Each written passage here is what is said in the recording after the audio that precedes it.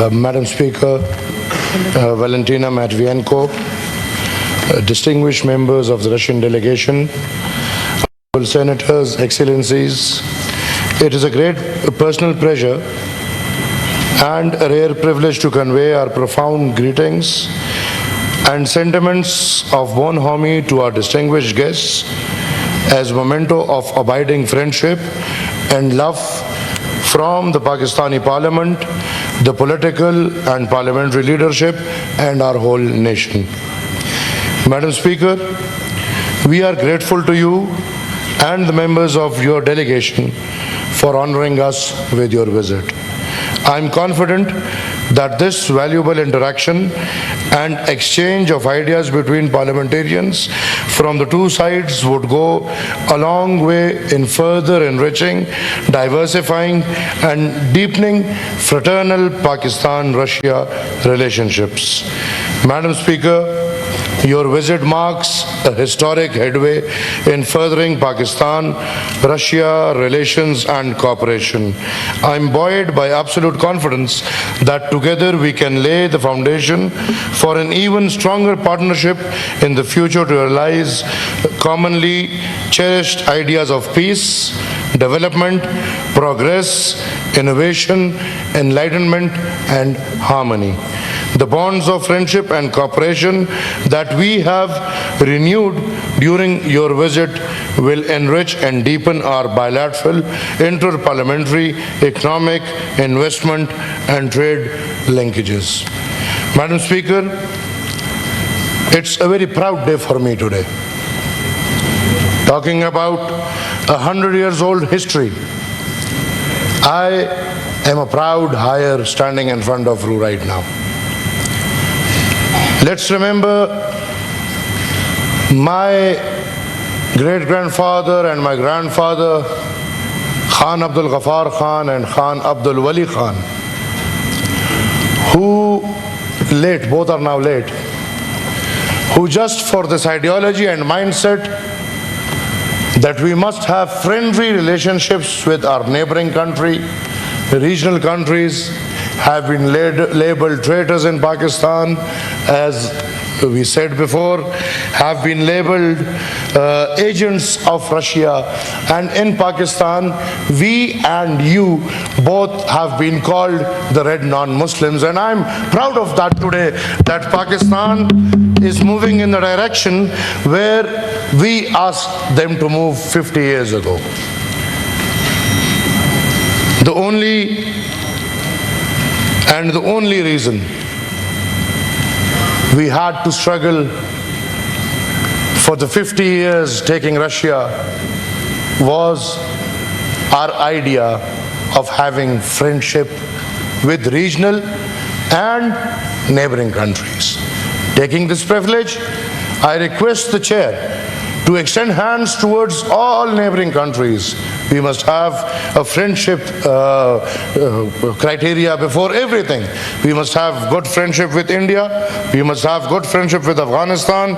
We must have good friendship with Iran, China, Russia, and we must promote dialogues between these countries. Madam Chairman, I, as the chairman of Awami National Party, would like to bring it in your notice that in my headquarters in Peshawar Bacha Khan Markaz, we have had an exchange of poetry between Russia and Pakhtuns. Alexander Pushkin's statue is there in Bacha Khan Markaz, where anyone can go and find it, and the ambassador knows it very well. And in return, our national poet Khan Abdul Ghani Khan, his statue is there in Russia, and this shows the tie between Russia and Awami National Party and the Pakhtun nation. Madam Chairman, just to remind everyone, in 80s we had a students exchange program where people from Awami National Party, the Pakhtuns, used to be sent to Russia, where they would study on scholarship, and at this moment there are thousands and thousands of Pakhtuns living in Russia, living their lives over there after that program, and we would love that program to be reinitiated, and we would love student exchange programs and some more technical programs over there.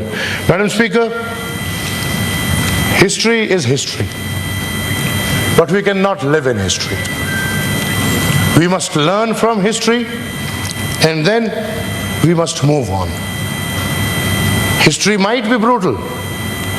Let me state that. Sitting and standing in my country, have to face a lot of troubles.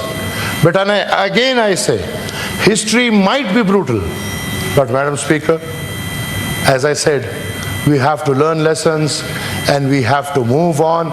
And your visit and this delegation's visit to Pakistan shows that yes, we are moving on, and countries or nations decide with their minds, not with their hearts. We have to leave our hearts aside, and minds at this time says that you need us and we need you.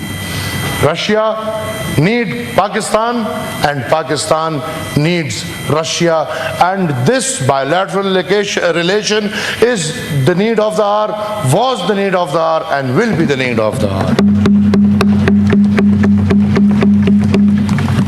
Whatever, Madam Speaker, is happening is our dream. My ancestors, with hundreds of thousands of workers, dreamt to have a good relationship with Russia as a country and Russia as a nation. We must work at every level to make these bonds strong. May it be between country to country, or may it be between nations to nations. We must work on nations to nations relations. We must work on business, we must work on trade, we must have expertise exchange program, we must have technical exchange program, and as Madam Chairman I said, we must work at every level to make the bonds between Russia and Pakistan the strongest bonds that people must relate to. Madam Chairman, we as the preachers of non-violence, we the Awami National Party as the preachers of peace, and as I consider myself or the ideology as allies to the Russian Federation in Pakistan in the past 50 or 60 years, I request you, I would never want to hurt the sentiments, but I want to become the voice of the voiceless. Madam, it's a request, a humble request, that the war must end. There must be an end to the Ukraine war. And Madam, it's a voice of the voiceless. War never brings love. War brings hatred. War brings disharmony. And every matter must be solved across the table. Madam Speaker, it will be a lovely gesture if we can have this as a present to this Pakistan or the Republic of Pakistan. And this war comes to an end because, Madam, we and you all must promote love. We must promote non-violence. We must condemn what the violent countries are doing. We must condemn what Israel is doing. We must condemn what Israel, backed by the US, is doing. War is not in favor of anyone. The world must put an end to the war, and we and you must put together our voices for or against the brutality of Israel, what Israel is doing in the world, supported and backed by the US of A. We must put an end to it. We must put a foot down in it, that there must not be any war. And if our lovely life or our peace is disturbed, we must join our hands together for peace to be supported and put back. I would also like to congratulate the government of Russia on the successful conclusion of the BRICS summit. And Madam Speaker, we Pakistan would love to be part of your summit.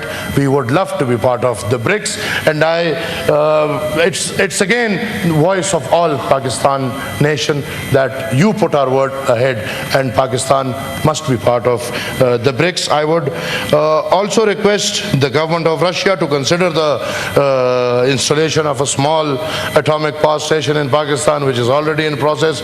And as I've been to Russia, and I know what a lovely country, what a lovely nation, working on 100 regional languages. My God, we cannot work on one language. Russia is working on 100 regional languages, and I salute that country just because of this. Ma'am, it also reflects our shared belief that through dialogue and legislative cooperation, we can nurture partnerships that transcend political boundaries and bring our people closer together. I am confident that our parliamentary ties will also continue to flourish with more such exchanges so as to share good practices and expertise for mutual benefit. Madam Chairman, on this note, I once again welcome and greet Your Excellency in our midst, confident that the friendship between Pakistan and Russia would grow from strength to strength and generation to generations in year to come. I thank you. No permission. Madam Speaker,